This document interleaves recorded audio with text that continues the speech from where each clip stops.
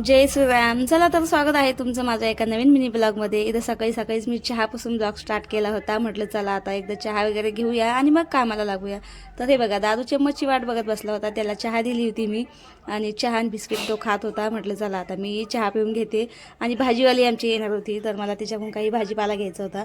तर हे असं काही शेंगा भेंड्या वगैरे घेतलं. आणि तुम्हाला तर माहिती आहे दादूला किती हरभरा आवडतो. दादू अजिबात सोडत नाही. तर दादूनी 2 गड्डे हरभऱ्याच्या घेतलेच.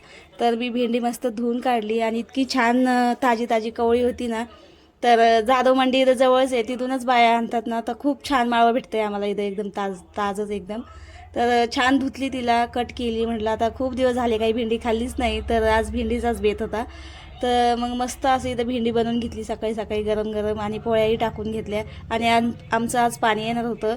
तर दुपारून पाणी येत असतं आम्हाला नेहमी, तर संध्याकाळी येतं पण आज लवकरच येणार होतं. तर मधलं काही घेतलं नाही मी शॉर्ट, डायरेक्ट 3-4 वाजल्यापासूनच चालू केला होता. 4 वाजले होते. तर हे बघा पाणी आलं होतं, भांडे वगैरे सगळे घासून घेतले. संध्याकाळच्या टायमाला आता हे प्यायचं पाणी येत असतं आमचं.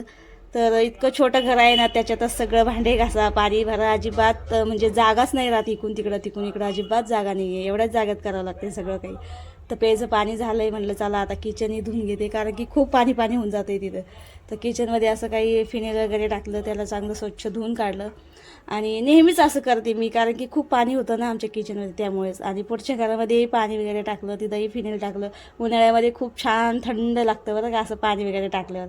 चला तर मग पुढच्या ब्लॉगमध्ये भेटूया. कसं वाटलं तुम्हाला नक्कीच कमेंटमध्ये सांगा.